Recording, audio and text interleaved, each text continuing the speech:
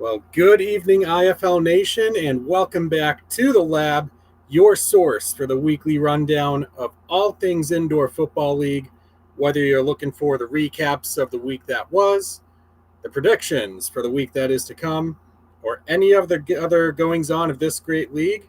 This is the show for you.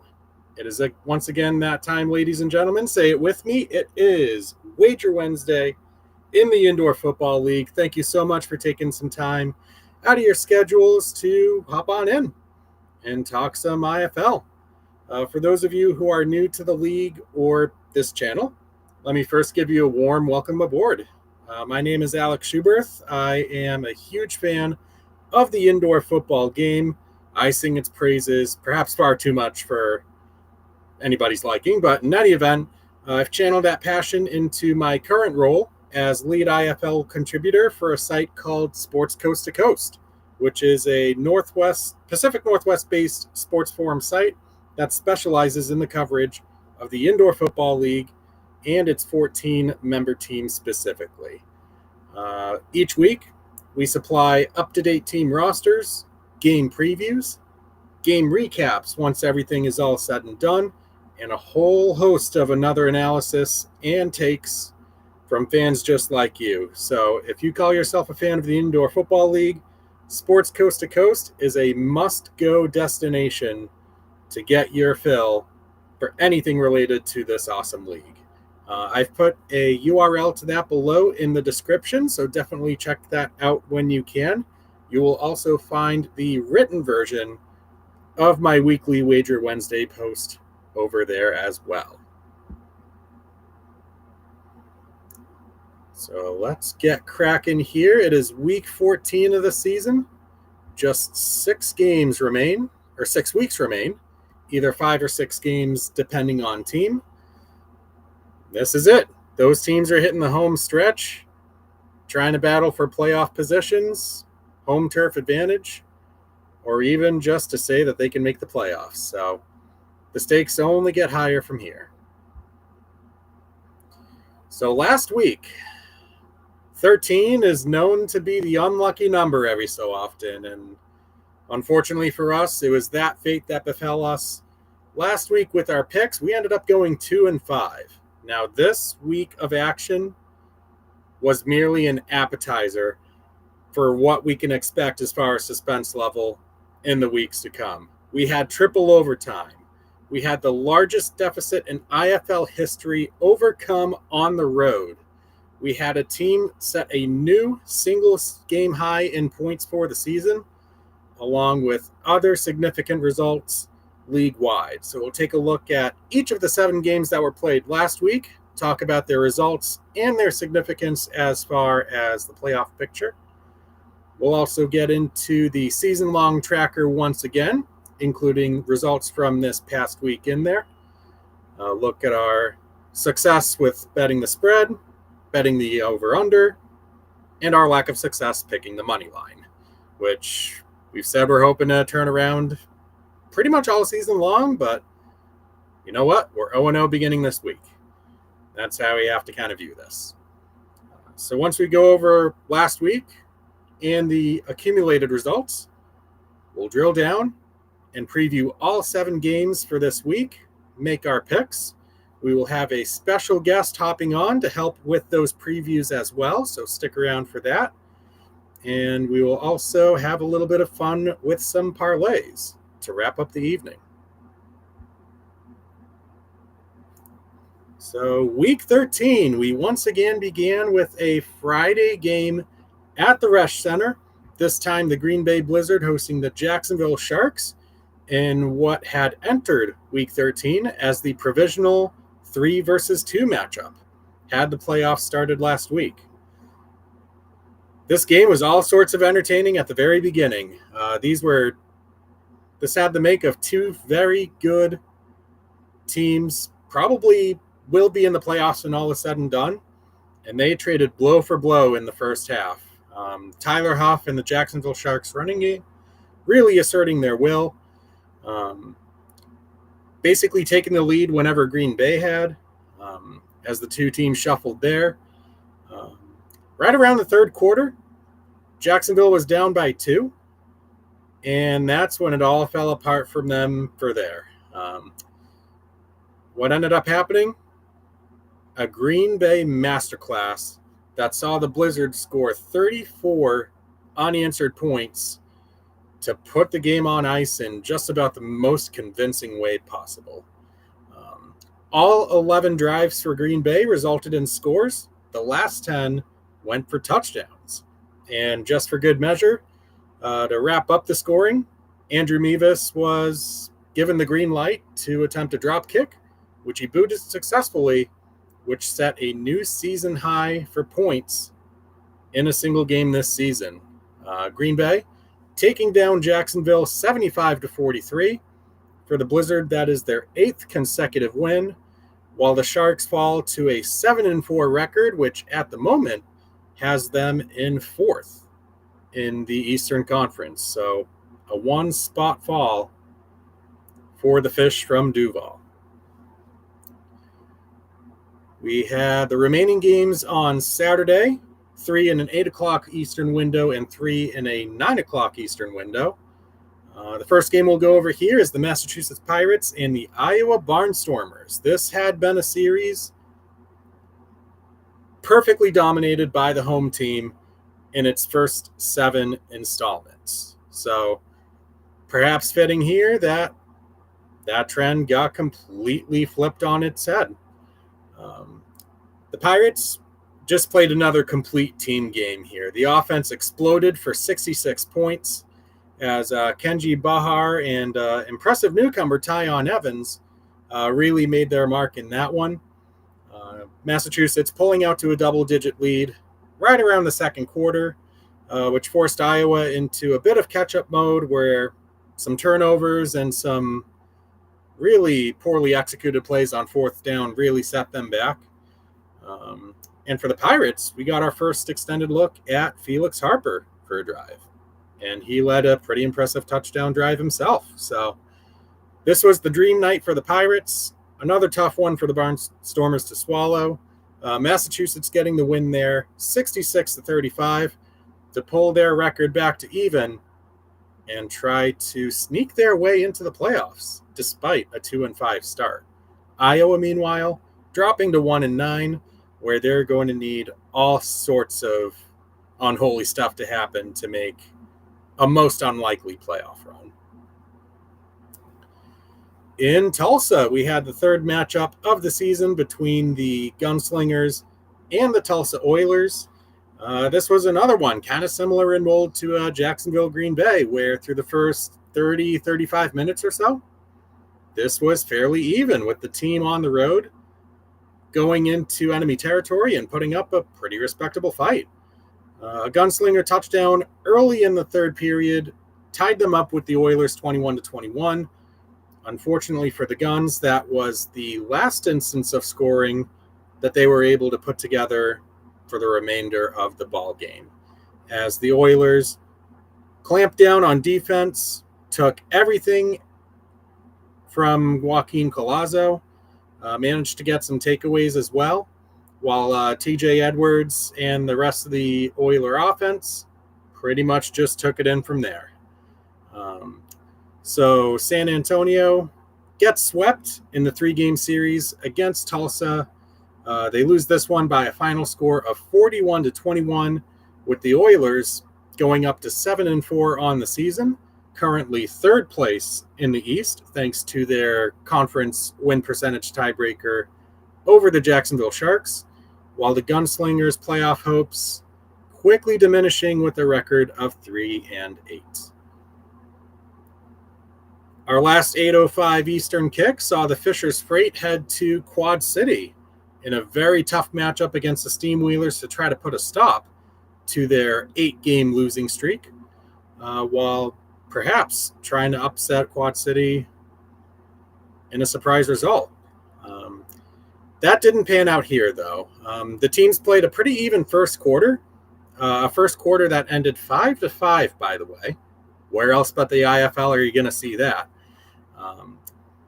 But the Steamwheelers really put their foot on the throat after that. They went on a second quarter 23-0 unanswered run, which really gave them all the separation that they needed in this game. Things did get hairy for this pick. We had Quad City at minus 13.5 with the Steamwheelers up by 17. They lost a fumble with 4 minutes left in the fourth quarter, roughly, which paved the way for the Freight to potentially backdoor cover this had they scored a touchdown. Mercifully for us, and unfortunately for the Freight, the drive ended with a Carlos Davis strip sack fumble, which was recovered by David Cagle to exterminate any threat there. So it's another game where Quad City puts the finishing touches on a solid win on the strength of their defense. This one turning up as a 45-28 winner for the Quad City Steamwheelers, who are now in East Best 9-2. They're a game ahead of Green Bay in the conference standings. Fishers, meanwhile, sees their once promising-looking expansion season continue to fall right off the bridge. 9 straight losses to drop to 2-9 on the season. The 9 o'clock Eastern window. This one was brutal for us as bettors, but amazing for us as fans of the game. Starting with Tucson at Arizona, a game where the Rattlers were looking to climb out of a 2-game losing streak while Tucson was trying to get out of a 3-game hole themselves. This one started out every bit the way that you'd expect from a typical Tucson-Arizona game. The Rattlers dominating both sides of the ball.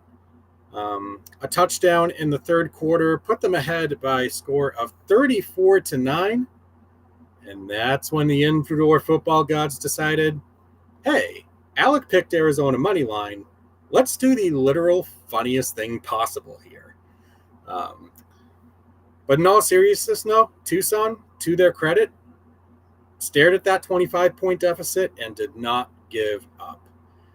Fueled initially by the fabled 10-point play, a touchdown plus 2-point conversion plus deuce, the defense was able to put together some strong stands, including 3 separate takeaways in the second half, allowing Tucson to continue their sudden offensive surge with a couple other touchdowns.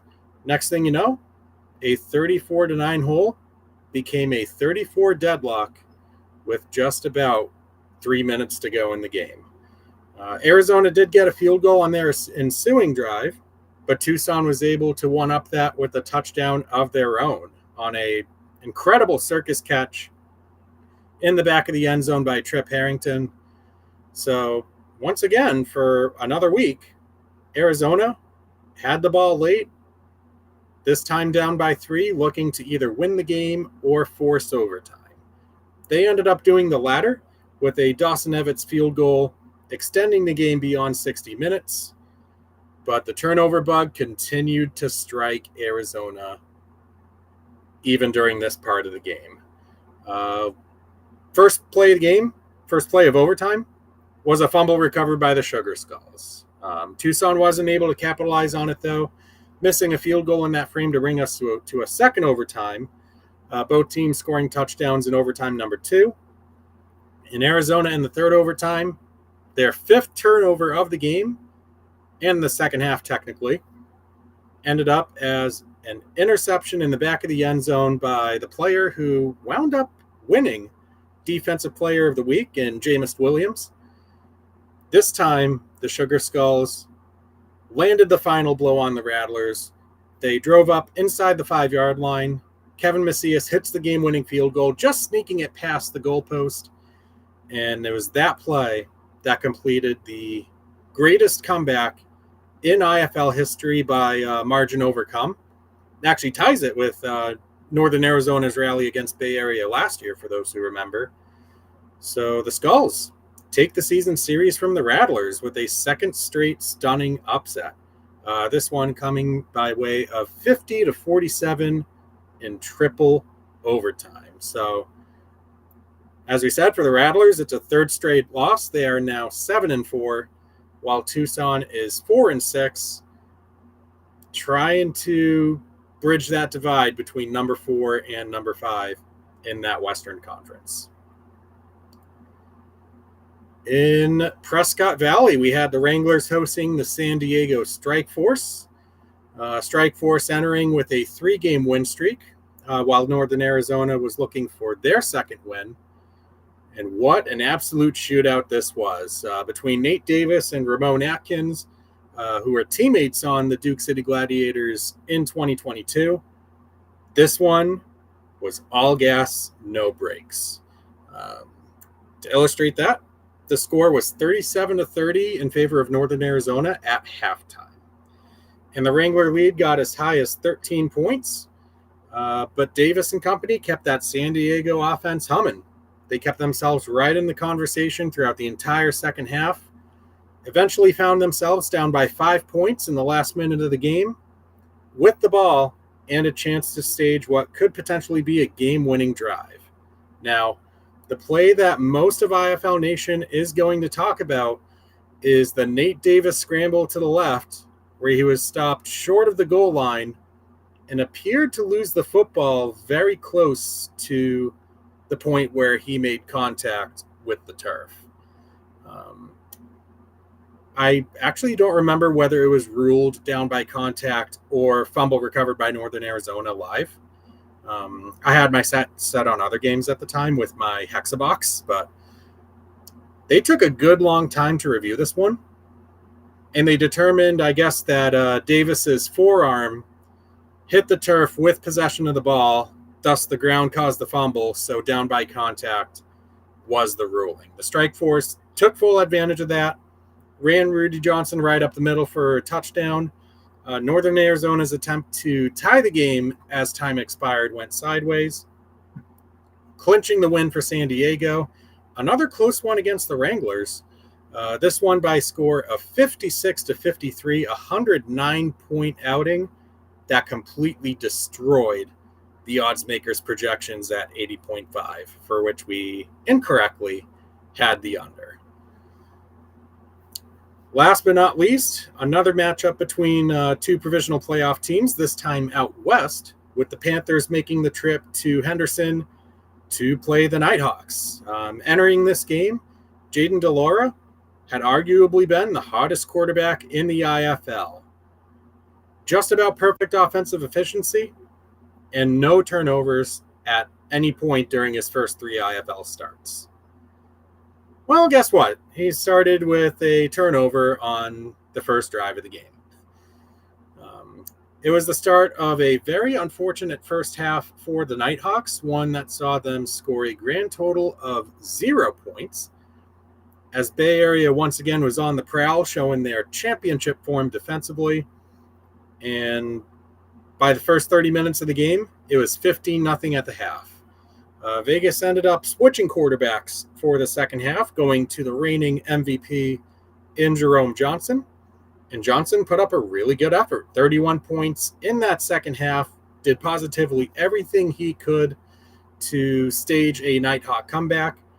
Unfortunately, the offense for Bay Area was too much for the Nighthawks to overcome. In particular, the standout was Josh Tomas, the running back / receiver, who accounted for 4 total touchdowns throughout the ballgame.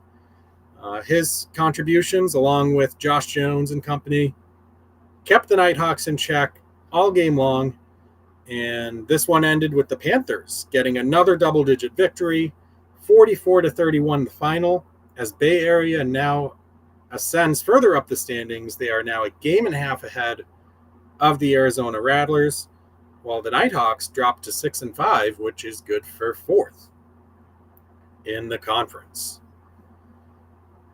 So that was how Week 13 panned out for us. It was a 2-5 week, our worst of the season so far.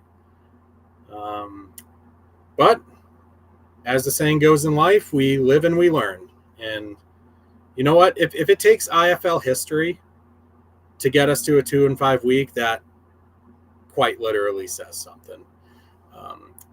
On the season in full, our spread betting and our over-under betting are still very, very good. The obvious drawback is that money line betting, where despite the efforts that we've been making, it just hasn't resulted in that result shift that we had wanted. So 39-36 is our combined record so far. Another 7-game week ahead will challenge us further to keep that record above 500 going forward. The parlay from week 13, this was actually the first time in quite a while where we got more legs right than wrong. Unfortunately, as is the nature of parlays, you got to get 3 out of 3 correct in order to reap the reward, and we only got 2 of the 3. Our little hedge on Tucson to cover the spread worked perfectly. San Diego's rally against Northern Arizona also cashed a leg, but our projection for game tempo and point total in Pirates Barnstormers ended up being the incorrect choice. We had taken the under in a game that wound up with 101 total points. So we are now at 7 weeks in a row where we have failed to put together 3 winning bets in tandem. So there's, I think, 6 regular season weeks left here, plus the quarterfinal week of the postseason to try to come up with at least 1 more win. I know for a fact that we can do it. It's just a matter of getting the breaks to go our way. Our year-to-date net gain and loss by dollars shows a very unfortunate story here. Just in these past couple weeks alone, when we've gone a combined 5-9, we are pretty much right back where we had started at our low point in week 7. So it's going to be tough to climb back into this, but if it weren't tough, it wouldn't be worth doing. So the goal is just to put together winning week by winning week and see where that takes us. And here's that same graph as well, except by return on investment. So both methods right now are below that red 0 line. We had briefly gotten a stretch where we were right at that 5% goal. So it's going to take another fantastic showing like we had last season from week 14 onwards to make a late run and hit our goal. Our yearly results so far shows, again, almost no separation in cover rate between the favorites and the underdogs, although this was a relatively chalky week in week 13. Naturally, the only favorite that didn't win outright was the one that I picked. Seems to happen to me way too much throughout the past couple years of this series, but I digress. Home teams still remain a very solid bet, whether you're looking to pick them outright or on that handicap number. You're looking at between a 54 and a 57% win rate there on the season, about par with historical average. Moneyline betting, same deal, 50 and 25 and even 66.7%, while underdogs have won outright a third of the time at 33.3%. So from these numbers, there's still a little value in betting favorites on the money line, but not a whole lot. So it remains something where you got to proceed with caution. And if nothing else, I think I've demonstrated that reality quite vividly with my streak of picks in this one throughout this season. The over went 4-3 this week, though notably, that Tucson, Arizona game was an instance, and I believe it was the first this season, where at the end of regulation, the game was under, but the overtime made it eclipse the over. So horrendous bad beat for anybody who had the under in that game. Pour one out for them, and we'll see if those guys can recover here in week 14. All righty, so notable team-by-team trends here. We've got 3 teams that are pretty convincingly covering spreads throughout the season. Quad City leading the charge at 9-2, with Bay Area and Green Bay not too far behind at 7-3 and 7-4 respectively. On the other side of the spectrum, Fishers, a league worst 3-8 against the spread, with San Antonio and Arizona also significantly below that result as well at 4 and 7 each against the spread. On the over-under side, Iowa leads the league at 8 and 2 to the over. Arizona a half game back at 8 and 3, and Fisher's 7 and 4 to the over. Though notably, their past 2 games have gone under after a 7-game over streak. So, is there a little bit of a changing of the guard there? As far as teams cashing the under, Massachusetts is tops in that category, 8 unders in their 10 games. Northern Arizona 3 and 8 to the 8 and 3, I should say, to the under as well. But again, their past 2 games, or 2 of their past 3, have gone over, and we have a 3-team meld at 7 and 4 to the under, comprised of the Gunslingers, the Nighthawks, and the Tulsa Oilers. So we're getting to that point in the season where these stats are going to carry more and more value. So which of these do we use to help guide our picks for the upcoming week? And here is the table showing record and profitability by team so far. The funny thing when I looked at this is that we're losing money on less than half the teams in the IFL, just 6 of 8. But the notable thing about those 6 teams, all of them have resulted in at least 3 units of net loss. So for games involving the Rattlers, Gunslingers, Strike Force, Nighthawks, Pirates, and Oilers, it's been a rough year. But obviously, things can change in a hurry in about a month and a half worth of season left to play. So, again, our goal for each team is to come up with 7 betting wins. And the team that is going to be the most challenging with, if you can believe it, is the Pirates, where we need to go 4 and 2 in their games from this spot onward, just to make that mark. At which point we're probably still at a net loss for them. But if we can get every one of these teams to 7 wins, I believe that alone is going to organically put us in really, really solid shape looking back. So time for our weekly disclaimers here. The lines and odds that we're going to be using are going to come from DraftKings Sportsbook. And this series is purely meant for fun. I know I've said this the past couple weeks, but I've said it all season long, even when things have not gone well on the prediction front. There is no such thing as a guarantee or a lock in the sports wagering world. You can bet Arizona money line at minus 400 all day long. It's never a guarantee on any given week. If you do want to tail or fade my selections, you are absolutely welcome to do so, but please do it responsibly. Practice safe gaming habits including setting limits on time and money. Risk only what you can afford to lose. And if you or a loved one is having any issues with problem gaming, please feel free to consult some online resources that are very well versed in helping address that matter. haveagameplan.org, responsibleplay.org. Those are two of many great examples, including some state-specific ones that are available as well. So if you feel that you're either in that boat or teetering towards it, know that help is available for you. And with that said, it is time to make our picks.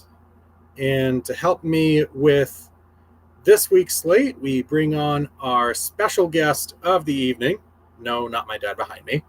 But once again, we have IFL contributor from Sports Coast to Coast, a fellow comrade in duty, Chase Rissman. Chase, welcome aboard.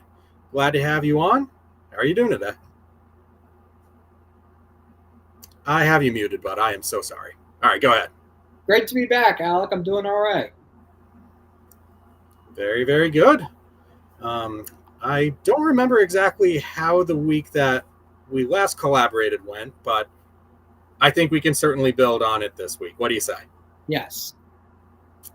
I love it. That's what I like to hear. So let me get this set up. Throw our thing up here. And we are ready to rock. All right, so this week begins on Saturday, and we have 3 games kicking off at 7:05 Eastern to get the ball rolling. We'll start with this one at the very top, the Green Bay Blizzard against the Fishers Freight. Possible home field team in the playoffs versus a team that's just simply had it rough for 2+ months. Fishers at home, but still being given 13 in the hook. The over-under is 90.5. For those who want to try their luck on the money line, Green Bay is a whopping -470, while Fishers is a +360. So Green Bay has won 5 straight. Fishers has lost 9 straight. What do you see here, Chase, as some notable aspects of this game? I'm covering that game Saturday night, and I'm covering that game for Sports Coast to Coast on Saturday night. And I think this is a game the Blizzard need to win if they want to have a home playoff game again this year. They know they can't afford to overlook the Freight, who they beat Tulsa this year. So obviously the Freight have what it takes to win against good teams. But if I'm the Blizzard, I'm treating this game like they're playing Quad City, because they know that if they lose, it's going to be very tough to get a home playoff game again this year. Exactly. With how competitive the East is too, because we know obviously they're trying to hunt down Quad City. They're the number 1 team right now. Tulsa and Jacksonville aren't too far behind. Massachusetts could sneak into that picture as well. So I'm fully on board with you with your logic here, where Green Bay, they should be treating this game like it's against an elite team in the IFL. And just with how both streaks have gone as well, like you'd think, okay, Green Bay's won 5 straight, Fishers has lost 9 straight. This could be a perfect spot to go with Fishers at +13.5. That's kind of like that regression to the mean type of logic. But I see things a little bit differently here. It's actually going to be the second week where I fade Fishers on the spread, despite getting 2 touchdowns worth of points on the handicap. This to me is a Green Bay -13.5 and a pretty convincing one at that. The main reason being, Max Myler and that offense, by far the best offense in the IFL. They're the only team averaging over 50 points a game so far this season. I think they're at 53.5 entering this one.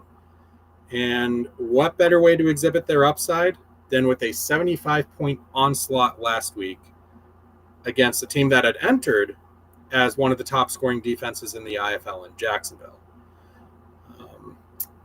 And Fisher's defense, it's going to be tough for them to put up much of a fight here. Maybe they sneak away a takeaway or two, especially if Green Bay starts out a little bit cold, which we have seen in a few games recently for them.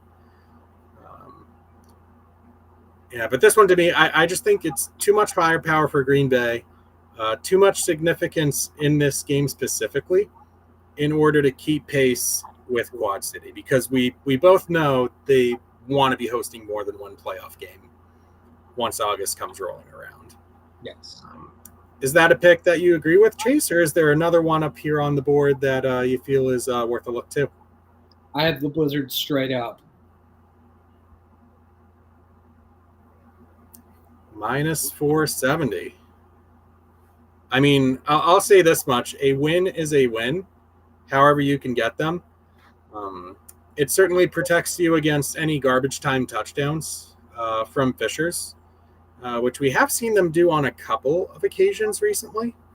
In fact, in the last meeting between these two teams out in Green Bay, it was actually a late touchdown run by the Freight with like 15 seconds left that ended up making the difference between the over and the under in that game. So these teams are going to play a full 60 minutes. That might come to fruition here. Fishers had the opportunity for a backdoor cover last week, couldn't capitalize. If they're able to play their way to where they're down by like anywhere between like 17 and 20 points with that final drive of the game, 13.5 isn't necessarily safe. That is if you're backing the Blizzard. But I do like my chances here picking the team with, right now, the hottest offense in the IFL. So Green Bay on the money line or Green Bay on the spread would be the paths that I would recommend taking here. Yes. Moving on to the Sunshine State. We've got the Sharks hosting the Quad City Steamwheelers. This is the second matchup between these two teams on the season. Jacksonville, for the second consecutive home game, are actually the underdogs here. They're getting 2.5. The over-under is 78.5. Quad City is minus 142 on the money line. And for the Jacksonville Sharks, a win gets you a payout ratio of 6-5. Another potential playoff preview here, Chase. What are some of the storylines that you're looking forward to seeing develop out here?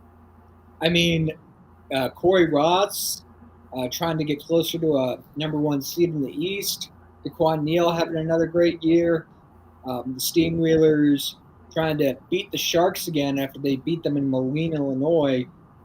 I think this is going to be a great game. And, again, this could be a playoff preview. I think it could be a first-round preview as of right now. I think this is going to be the biggest game of the week, or the second biggest game of the week, behind Arizona and Bay Area. And I think if the Steamwheelers win this game, they're one step closer to getting the number 1 seed in the Eastern Conference this year.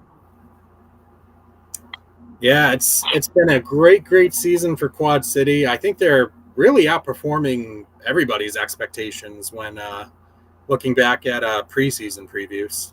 And Daquan Neal in particular, having a fantastic year. I don't feel like he's getting enough MVP talk, if we're being honest.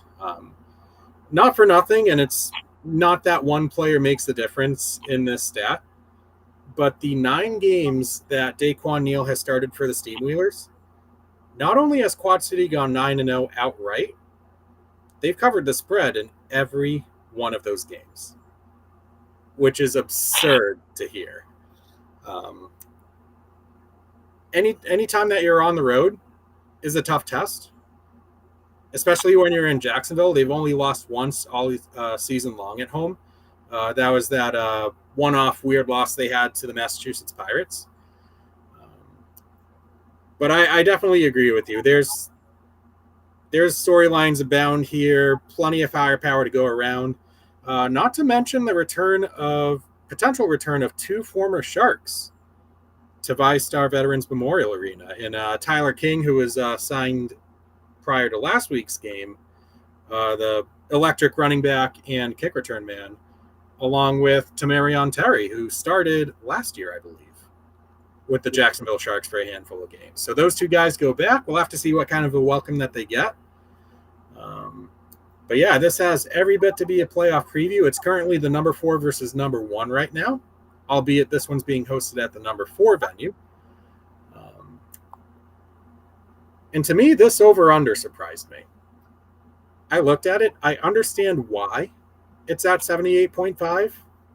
At its core throughout this season, these 2 defenses have been very, very good.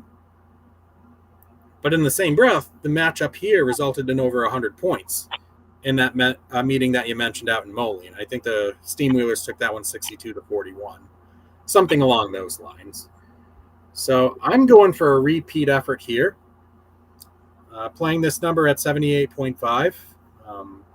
It's right around that 11 touchdown number, where anything that we can get as far as short fields or defensive special teams touchdowns is really only going to add fuel to the fire for this one. I honestly believe that both teams could potentially get to 40 points. Actually, one matchup that has happened earlier this year that really profiles nicely to this one is the matchup when the Steamwheelers went to Fishers to play the Freight. Because at that time, Fishers was an exceptional team at running the football. And they did so incredibly well that evening, to the tune of forcing Quad City into overtime by which point I think 96 points had already been scored. Jacksonville is the only other team in the IFL right now averaging 100 yards rushing on a per-game basis. So could they get that matchup advantage there with the home crowd behind them? That'll be one of the storylines that I'm looking most forward to, along with the returns of King and Terry. What is your view on this game, Chase, as far as prediction? I've got the Steamwheelers winning on Saturday night. I think it could go either way, but Daquan Neal's had a great year. I don't know if Caleb Barker is back yet. Is he still injured? He has actually been released. The Sharks made the decision to go with Huff and Espinosa as their quarterback duo going forward. Oh, I didn't know that. Yeah, I've got Quad City winning this one. I think it's going to be a tough game because they are playing in the Shark Tank, but I've got Quad City winning on Saturday night. Cool beans. It's a pretty lenient spread as well. So if you're a firm believer that Daquan Neal can make it a perfect 10 for 10 in terms of covering games that he starts, tough to do better than this spread right here. You're below the key number of 3, so if it comes down to a Kaplan field goal, odds are is that you probably wind up getting it done by the hook, unless it's a win or go home type of kick, where Steamwheelers might be down 1 or 2 in that situation. But yeah, this one's going to be fantastic. For those who remember the matchup last year in this building between these two teams, saw the game 1 on a Tyler King missed kick return for a touchdown to drop Quad City to the 4 seed. Not an insignificant development with how the 2024 playoffs turned out, by the way.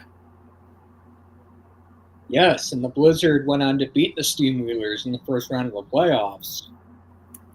Yeah, and then they don't talk about what happened after that. Oh, yeah. I, of all people, should not be making that joke, but here we are. Yeah. Perhaps I get my poetic justice looking forward to this game. This is the third of our 7:05 Eastern window. Playoff implications very much abound here. The Oilers make the trip to Massachusetts to take on the Pirates, fresh from their 2-game road trip. The Pirates are getting 2.5 from the Oilers, who are favored. The over-under is the lowest of the week and the second lowest of the season at 76.5. For those who want to bet outright winners, Tulsa's minus 135 and Massachusetts plus 114. What are your impressions of both these teams, Chase, leading up to this one? The Pirates had that rough start to the year, but they've been playing much better. And the Oilers, obviously, they're coming off beating the Gunslingers again last Saturday night. This is a big game for Tulsa. They've got a chance to make up for that devastating loss in Lowell, Massachusetts last year. They have a chance to get closer to a playoff berth, the first in team history, too. Yeah, certainly. It's been an interesting season for the Oilers. They've had a couple of spurts this year where they've kind of shown a little bit of vulnerability, but they also had that nice streak of 5 wins that did come to a close in that tough loss at Bay Area a couple weeks ago. The offense is exceptionally good. Not a surprise with TJ Edwards calling the shots. But he does get 2 key players back from either injured reserve or the exempt list this week. Faison McClurge, who was a favorite receiver of his, along with Juju Augustine, potentially getting back into action for this one. So you add that to your crop of receivers where you've already got Cole Plackman, Hassan Rogers. That offense could make some noise. This is a tough matchup with the Pirates defense playing crazy levels of football right now, kind of reminding me of their 2021 form, if we're being honest. But yeah, this is going to be a really good test for both teams going up against each other. They profile very similarly as far as upside on both sides of the ball. the offense in particular for Massachusetts looking much different since the addition of former Omaha Beef head coach Mike Tatum, who some of the more astute indoor football fans out there will tell you that as head coach of the Beef, I believe Mike Tatum had never lost a game, regular season or playoffs. Oh, wow. So you can take that for whatever that's worth. Being assimilated into the Pirates' ever-changing coaching staff. And I will say that if you do like Massachusetts at home in this one, there are some pretty neat, sharp betting trends that kind of back your decision here. 5 of the past 6 Oilers games have been covered by the underdog. And for the Pirates, 8 of their 10 games have been outright won by the underdog as well. So there's certainly a lot of appeal in that sense. Taking the Pirates at plus 114 on the money line, I do see it as the higher value of the 2 options as far as the money line bets go. My pick went elsewhere here, though, and this is going to surprise a lot of people. I have the under at this number. I believe that we do stay below this. The Pirates in particular, I've said this before, they play at their best a very heavy ball control and opportunistic defense type of game where they just grind teams down and then make them pay once they finally get possession of the ball after 6-7 minutes on the bench. I will say here historically, they have not done particularly well against TJ Edwards specifically. Going back to 2023, I believe, Edwards has played 4 times against the Pirates, and his team has scored 50-plus points in each and every one of those games. So that's going to be a very interesting thing to look at for maybe that streak to potentially end. Just judging by this pick, I'm hoping that does. But there was one other part about this, too, that I liked. The Pirates, obviously, we talked about it before. League best 8-2 to the under. And Tulsa's not too far behind at 7-4.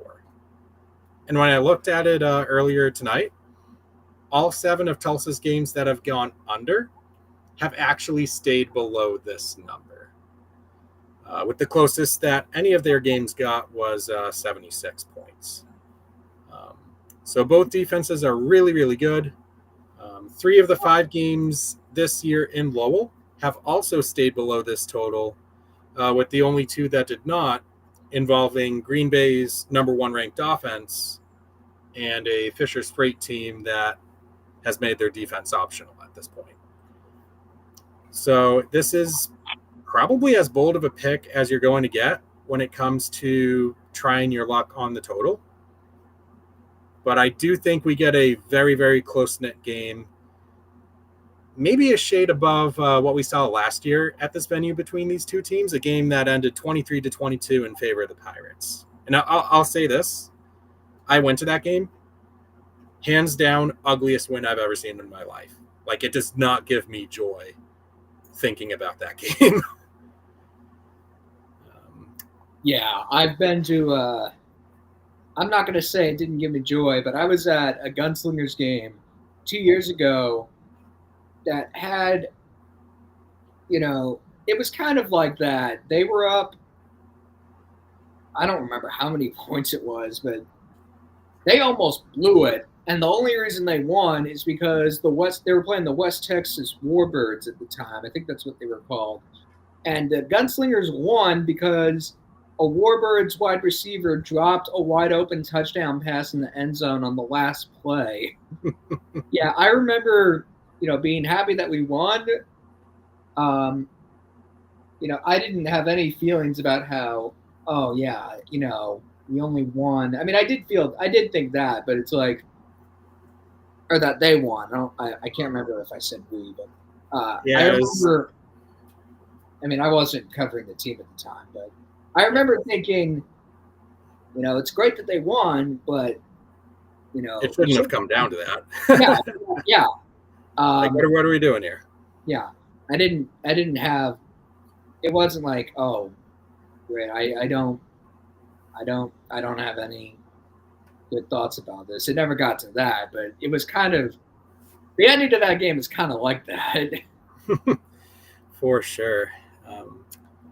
So back with this game, that's my prevailing logic to the under here. Is that something that you agree with, Chase, disagree with, or do you see another pick here that presents some solid value? I think TJ Edwards is going to have another big game, and he's going to lead the Oilers to a win over the Pirates on Saturday night. They've talked about making the Oilers football team has talked about making the playoffs this year. And, they brought in TJ Edwards. They brought in almost all of the Frisco Fighters star players. And, they're in it to make the playoffs this year. You win Saturday night, you're one step closer. They win Saturday night, they're one step closer. Yeah, absolutely. And really the same goes for the Pirates as well, because right now they're a game and a half out of a playoff spot. Even if they win this one, looking at their upcoming schedule, it's going to be so tough for them to sneak away that either number 3 or number 4 seed. It's probably going to take one of the Oilers or Sharks to start to show susceptibility here at the end of the season. So this is going to be a critical game for both teams. If you're the Oilers and you win, you're pretty much there. Just a couple other wins should get the job done there. And if you're the Pirates, the job's not done. You've won 3 straight. That's great. But that's what's gotten you to this point. This is your championship run. So it should be a fun game either way. I'm looking forward to being there. All right, let's start going over the 9:05 window here. We'll start with Iowa at Vegas, the only non-conference matchup of the week. Vegas at home laying 13 in the hook, tying Green Bay for the largest spread of this week. The over-under is 93.5. For the money line, Iowa plus 360, Vegas minus 475.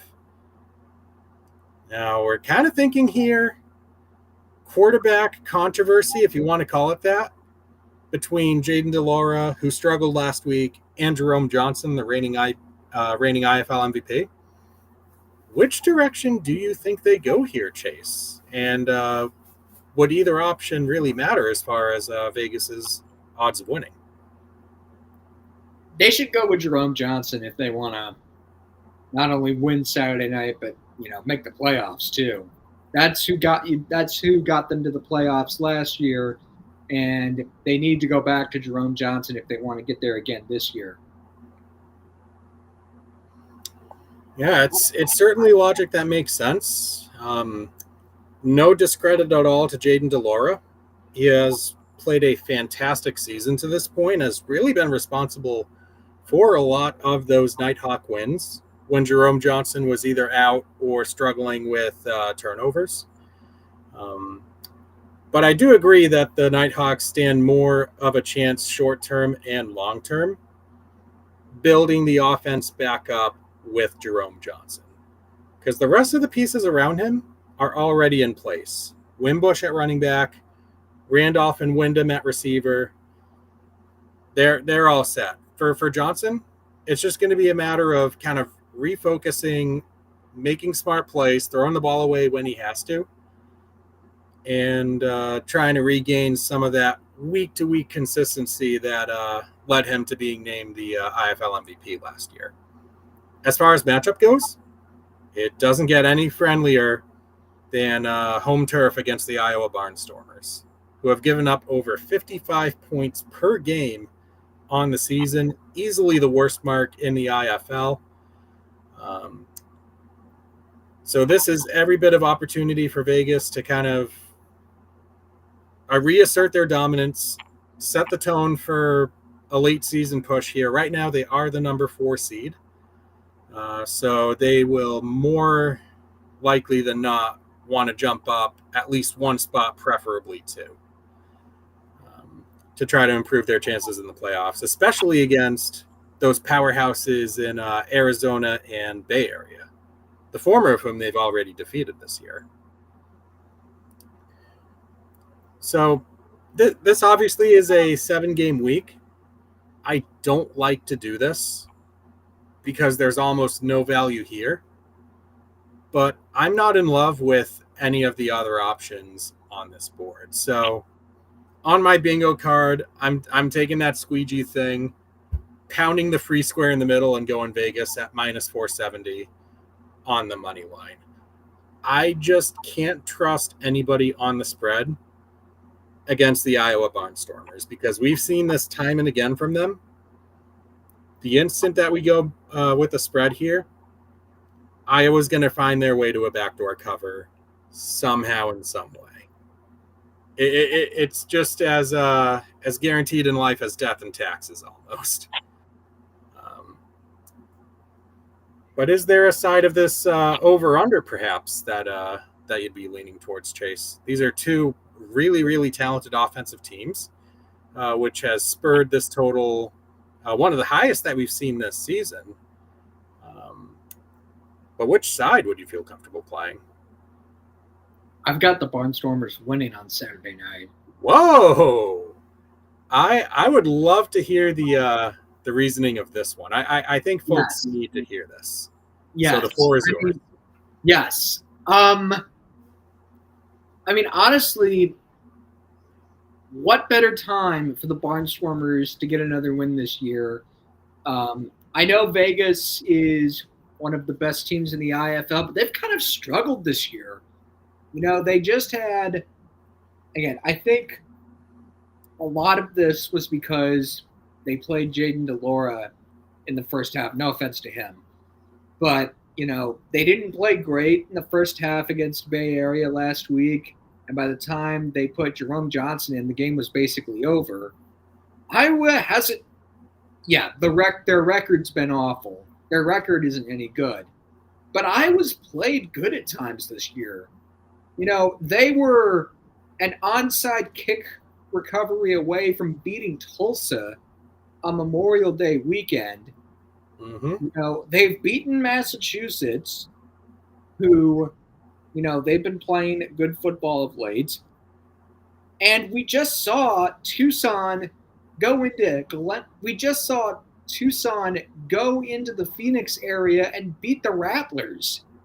I mean, this is the IFL. Anything can happen. And honestly, I wouldn't be – I think Iowa's got a shot here.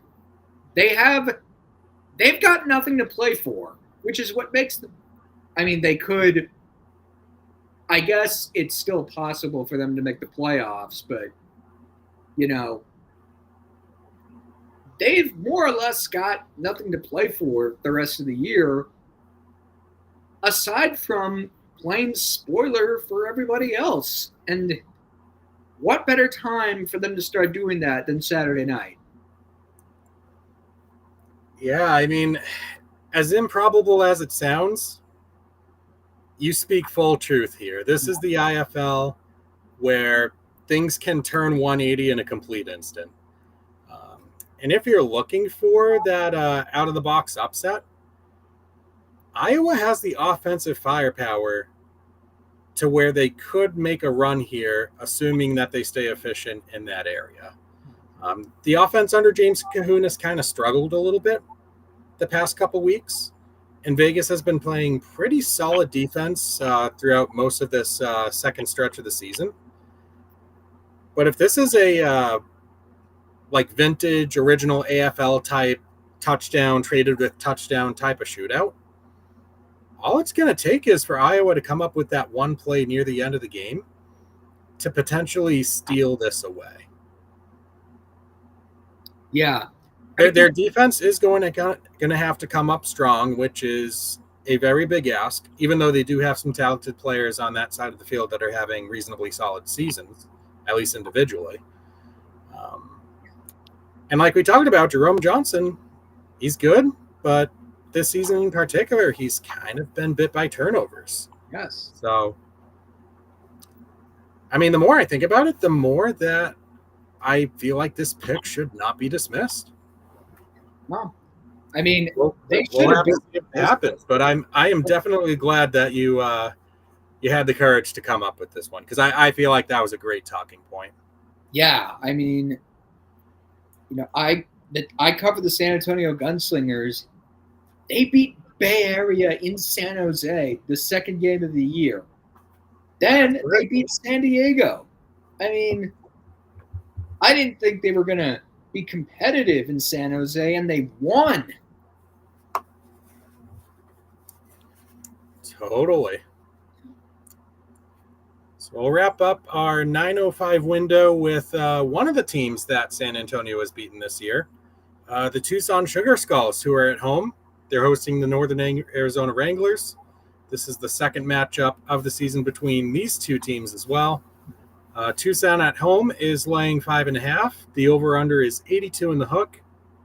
On the money line, Northern Arizona plus 170, Tucson minus 205. Now, Chase, entering this game, Northern Arizona has been mathematically eliminated from playoff contention. What can we expect to see out of Ron James's team here in this one? Oh, that's a great question. Is there anything left in the tank for them? I mean, are they done playing Arizona? I will have to check back at their schedule. I believe their series with Arizona is complete. All right. They fulfilled both matchups at both venues. Yeah, I mean, other than that, I don't know what they would really have left to get up for, aside from, I don't know if they're playing Bay Area again, but, or I don't know if they play any other games against teams trying to make the playoffs this year. But yeah, if the Wranglers have anything left in the tank, we're going to find out starting Saturday night when they play in Tucson. The Sugar Skulls are somewhat alive for a playoff spot. Can the Wranglers play spoiler? It's going to be interesting to see what happens Saturday night. Yeah, it's that rare game where you have two teams that are currently outside the playoff picture, one of whom has already been eliminated. So the points that you bring up on the Northern Arizona side are fair in terms of, what's left here for the 2025 Northern Arizona Wranglers. Yeah. There is another side to it, though, where it's like, what is there left for the individual players and the coaches? Now that they know the playoffs are out of the realm of possibility, these next 5 games for them are all about auditioning for 2026, whether it's sticking around in Prescott Valley or heading out elsewhere. So I don't think their approach is going to change. The Wranglers have played really, really good football, even though they have not been able to string together a lot of wins.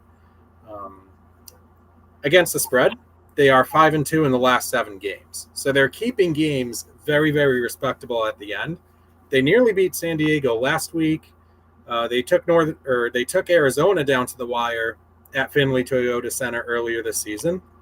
So they do have some pop, especially with Ramon Atkins at quarterback. I'll be honest, with this pick, I was very much at odds with myself. Because the song that I've been singing for the past year plus is Tucson games going under being an insane cash cow. But I feel like this matchup this week is the perfect time to go against that grain. The over here at 82.5. What really made this decision for me was looking at the past 4 games that both teams have put together. Offensively, both Ramon Atkins and Ore Reyna have been more or less outstanding, especially when comparing their results to other quarterbacks that have suited up earlier in the season. The difference is night and day. And at their best, both teams can flirt with 50 points. And on the flip side, the defenses are kind of the opposite story, right? Northern Arizona's had a few games where they've given up 50 plus. Tucson has had a 4-game stretch where they're basically averaging giving up 58, 59 points per game.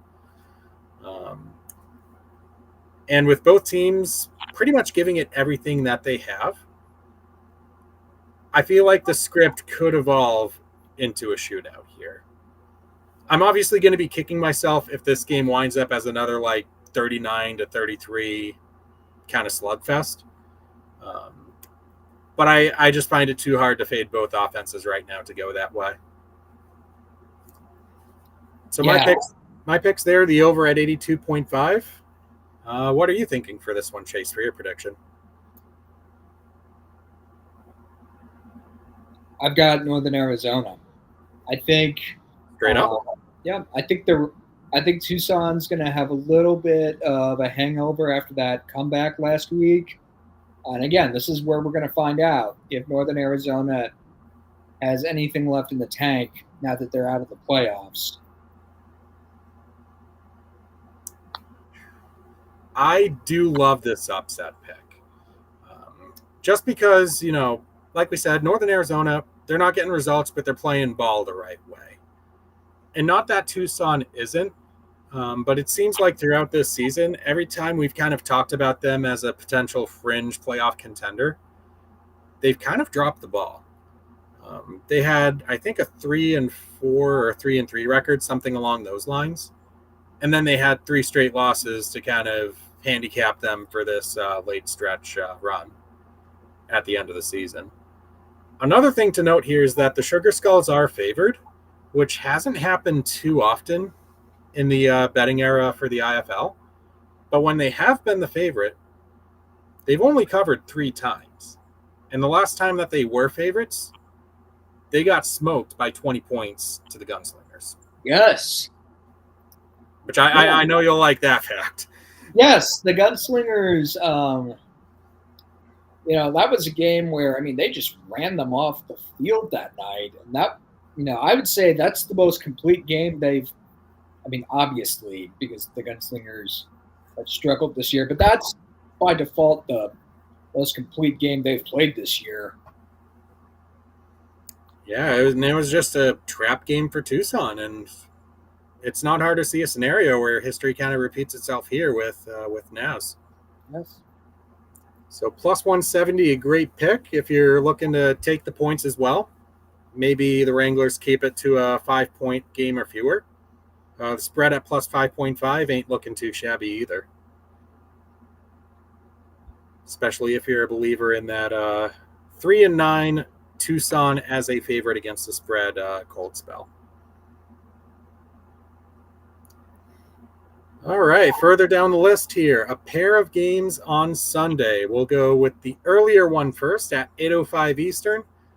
This is the Arizona Bay Area rivalry once again. The Rattlers, 3 straight losses.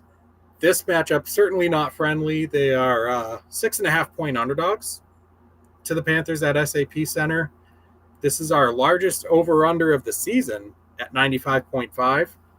On the money line, Arizona plus 185, Bay Area minus 255, or 225, I should say. It's been a struggle for Arizona, Chase. What do they need to do in order to get themselves back off the map? Oh, boy. That game last week was just brutal for Arizona. And, they've got to find a way to get this season turned around because they're looking at not even making the playoffs if they lose Sunday night to Bay Area. And that could happen. They've lost 2 in a row there. And, Northern California usually hasn't been a great place for the Rattlers to play over the last 10 years or more. I would say right now, this game is up for grabs, and I wouldn't be shocked if the Panthers are favored going in. They should be, aren't they? Yep, they are the 6.5-point favorites. So below the key number of 7 if you like the spread. And the money line's not too prohibitive either if you're thinking an outright win. That has to be the biggest spread against Arizona this year. if they've been underdogs at all. Yeah, I believe you would be correct. This might actually be the first time that Arizona has been the underdog. I know there have been a couple matchups where it's been really, really close, but I still think they ultimately got the nod from the odds makers. So just another element of being in very much unfamiliar territory for the reigning champions. Yes. It's very rough. Is it that championship hangover kicking in?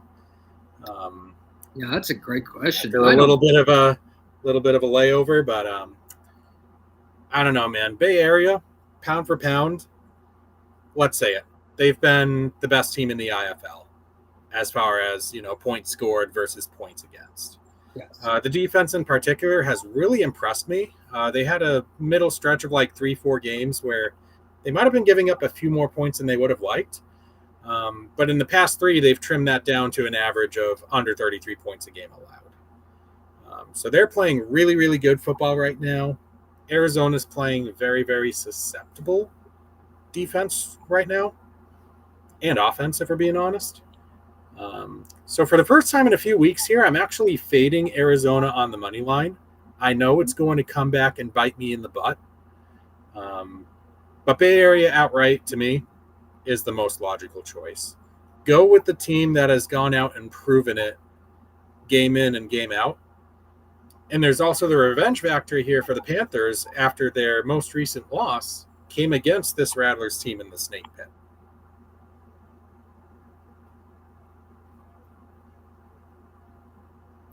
Oh, is that you handing it off to me?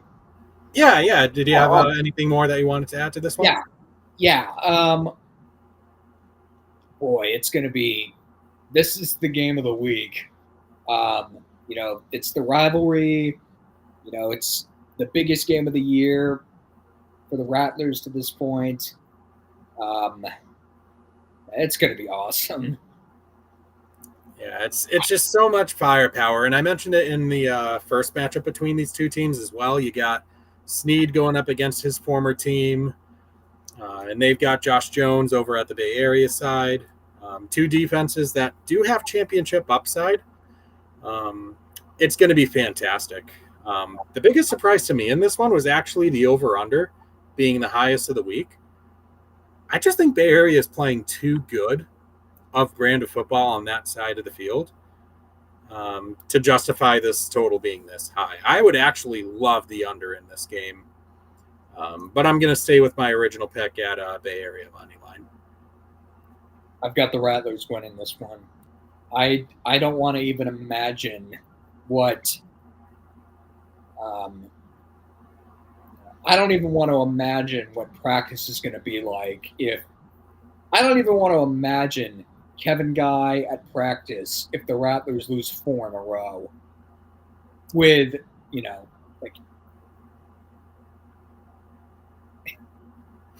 I'm worried for the players if that happens. I know. I feel the speechlessness in your take here. And I'm going to tell you right now, Chase, it gets worse for Arizona after this. Next week, they host Green Bay. Is this a 2-game stretch that sees the Rattlers continue to struggle and suddenly drop up to 5 games in a row? Oh, dear. So that's the first game. Who are they playing after that? Because I think you said they have a 2-game stretch. Well, they have this one, which is obviously tough for a whole myriad of reasons. But their immediate game after this week is hosting the Blizzard. Oh, no.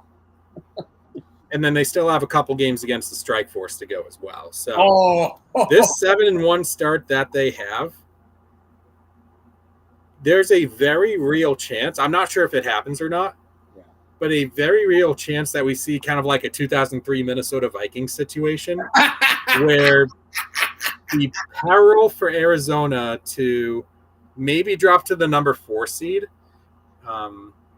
is very real. So if there's any game to put any of those sort of takes to the side, it would definitely be this one for Arizona. I just think it's too short of a turnaround on that pick. The Packers better. So much has to go right, and it's so difficult to just flip that switch back on. Arizona, probably one of the most capable teams of doing that, but it's still very tough. Yes. I don't know if you heard me, but I said the Packers better get Nate Poole his street sign for what he did that year. I think they already did. Oh, they did? I think they already did. They gave him like a key to the city and everything. Yes, they did that. Much to my expense as a Vikings fan. Oh, 9-year-old me watching that play happen, I'm not recovering from that. Yeah. I'm just not ready to move on. Yeah, that's unfortunate. But as long as that's a franchise with an entire top 20 list of disappointments. Yeah. That's unfortunate. But as long as it's not the Chicago Bears, it's all right. Bears. Alrighty. Last but not least, Chase, I know this is the one that you've been waiting all night for. This is the Gunslingers game at Front Wave Arena against the Strike Force, a rematch from a few weeks ago in Freeman Coliseum. The Gunslingers won that one in overtime. San Diego is favored by 6 and a hook here. The over-under is 82.5. San Antonio on the money line plus 180, and San Diego minus 218. I will delay no further, Chase. The floor is yours. Talk to us about this game. The season comes down to this. If the Gunslingers lose on Sunday night, the season comes down to Sunday night's game in Oceanside, California. If the Gunslingers lose, they can look ahead to the Jacksonville game as their IFL National Championship for this year. And after that, I don't know what's going to happen the rest of the year, assuming they don't beat the Strike Force at all. They've got confidence. They've beaten them once. And, if they win, playoff hopes are somewhat alive. If they lose, they've got the Jacksonville game to look forward to. And I don't know what they can get up for the rest of the year at this point. Yeah, I know. The ride has certainly been rough for the Gunslingers, who have had a handful of reasonably solid games. They've beaten Bay Area and Tucson, both of which were on the road. Their other win coming against the Strike Force team in overtime last week. But yeah, this is the test for the Gunslingers, and you're going up against a Strike Force team on the road that has won each of their last 4 games since that doomed dropkick attempt at Freeman. Yeah, Nate Davis, since his return, I'm thoroughly convinced that we got a time travel situation when we got 2023 Nate Davis back, because he's engineered 58 and 56 points in each of his last 2 games.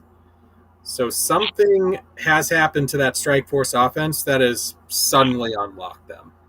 Yeah. And it's going to make for a fantastic test for the San Antonio defense, which I'll say it's had its moments before. Been a struggle for the most part, but they've got some good playmakers back there. Clifton Duck in particular, probably the standout of that secondary, along with Riverius Rivers.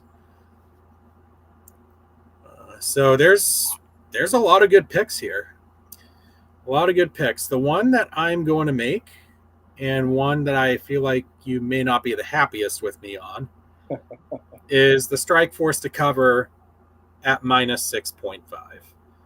What this basically came down for to me was the fact that San Antonio's offense, we have seen what they're capable of with Collazo as the starter. But our man Joaquin has struggled with inconsistency, just as he did when he started the season with the Iowa Barnstormers. And if you add all the results up between, starts with Malik Henry, starts with Guy Myers, and starts with Collazo, San Antonio is under 35 points a game, which is staggering considering the talent that they have at their skill positions. With Austin Upshaw, Glenn Gibbons, it's just been very difficult to find the main man to replace Castronova as the centerpiece of that offense. and it's resulted in just 3 wins so far for the Gunslingers. So, to me, backing a team that's hot, that's won 4 straight games at home, with an offense that's buzzing, taking them below the key number of 7, I assert is a no-brainer. Yeah. From the betting side of things. Where does your mind lie with the pick on this game, Chase?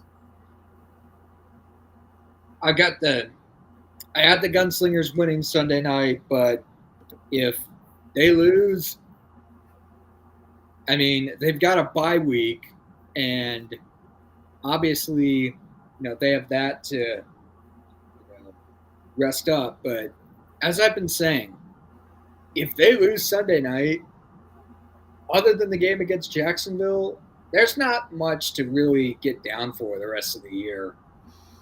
I mean, aside from watching those fan favorites, maybe some youngsters getting a shot to play. Yeah. Maybe carving out roles for the future. Yeah, I mean, so it kind of could be kind of the same boat that Northern Arizona's in. Yeah.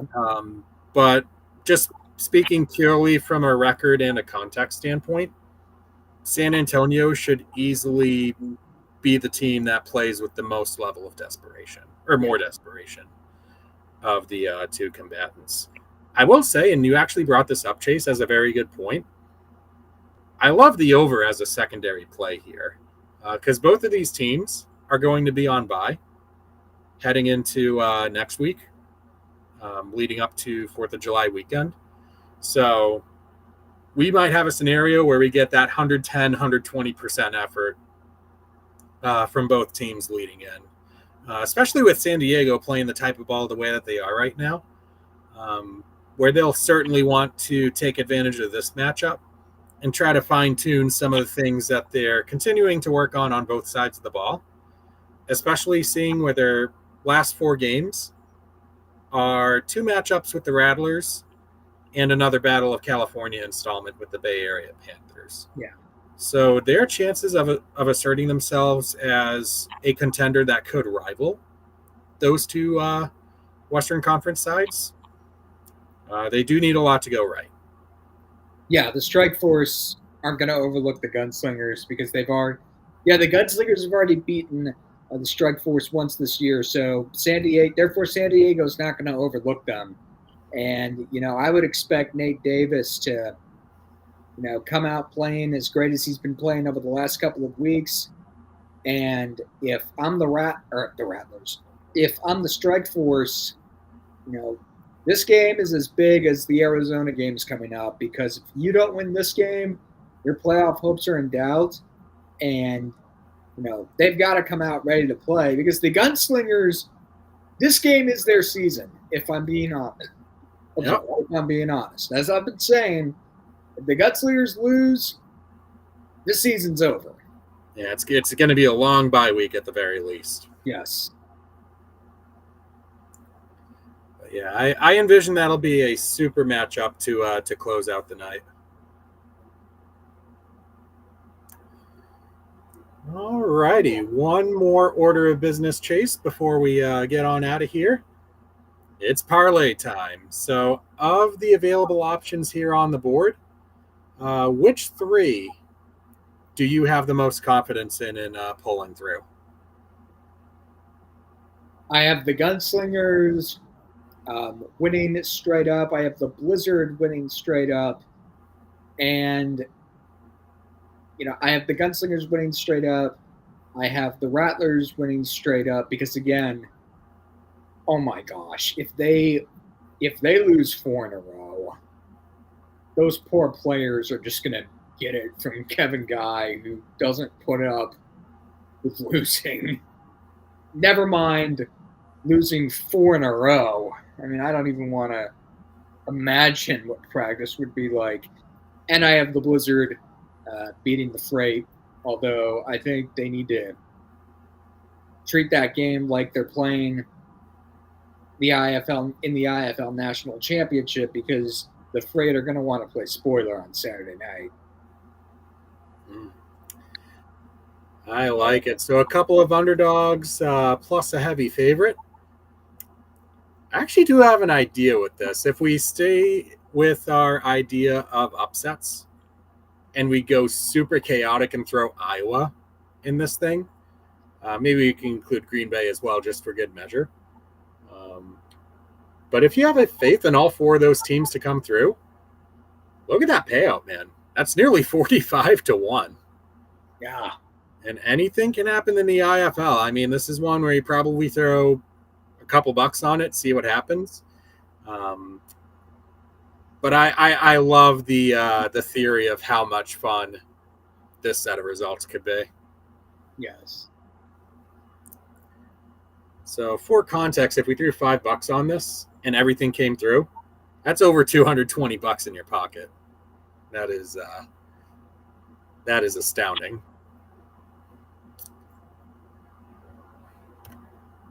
So my 3-leg parlay this week, in an attempt to get the first winner on that department since week 6, I have Daquan Neal's personal cover streak staying alive with Quad City minus 2.5 Jacksonville. It's just one of those things where it's perfect so far, so you kind of have to ride it. And Quad City is playing a fantastic brand of football right now to justify that. So, yes, there's a little bit about the notable streak, but there's also, hey, Quad City's legitimate. Right now, they're number 2 in the coaches poll. They're one of the most respected and best teams in the league. And at their A game, they should be able to pull this out. So that's pick number 1. Pick number 2. I've got the Wranglers with their plus 5.5. Whether the Wranglers roll out their usual starting rotation or give some of their younger players an opportunity to shine, this is a matter of standing out on both an individual and a team level. And few matchups offer as voluminous of a chance to do that as going up against a Sugar Skulls team that has struggled mightily when made the betting favorite this season. So taking the points here totally makes sense to me. And Northern Arizona's had a few of these games where they've been able to backdoor cover and make that margin of loss like 3, 4, or even 5 points. So long as they keep it close and take care of the ball, I like my chances with this pick.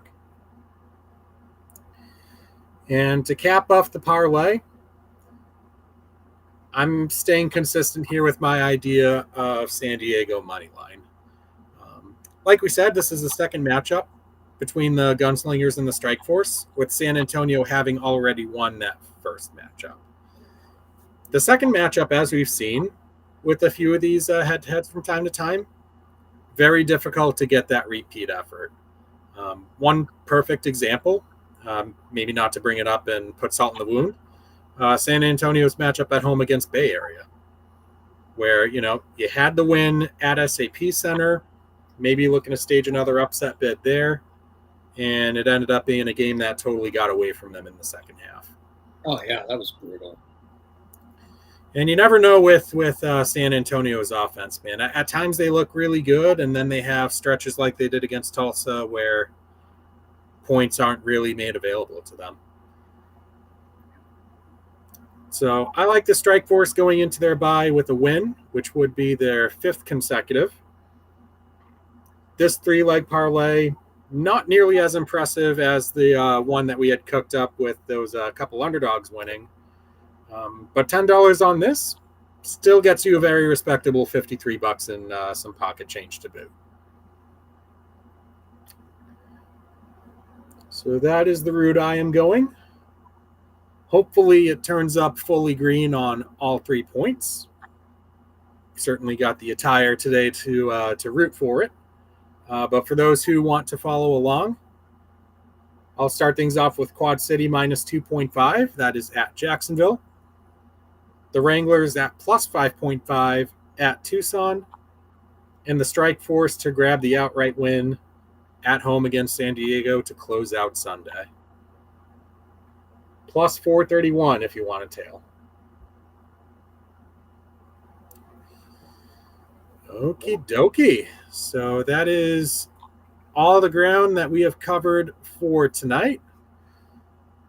Shift things back to this view here and start to wrap things up a little bit here. Chase, thank you so much for hopping on, offering some of your insights and opinions on some of these games. Absolutely. I feel like we've set the stage very well for the week ahead, starting on Saturday. Yeah, it's going to be a great week of games. The Gunslinger season comes down to Sunday. The Gunslinger season is on the line. The Blizzard are trying to, get closer to another home playoff game. It's going to be a lot of fun to see what happens. Yep, everything at stake for everyone across the board. Should make for thrilling football, as is always the case in the Indoor Football League. So, Chase, thanks for hopping on again. Appreciate your time, and we will catch you later. All right. So there you have it, folks. That was Chase Risman, one of our IFL contributors over at the forum. Specializes specifically in San Antonio Gunslingers coverage, though he has branched to other games as well. As he said, he will be covering Saturday's game between Green Bay and Fishers. So once that game is all said and done, once the final hits, head over to the forum where he will have his game recap available for you guys. So that game is one of 7 to look forward to heading into this weekend. It's going to be a good one, folks, over at IFL Network. Link below to that is also in the description. So once again, thanks for hopping on. Like and subscribe if you are a fan of this content. And if you are making some wagers on the IFL this week, I wish you the very best of luck. I will see you at the cashier.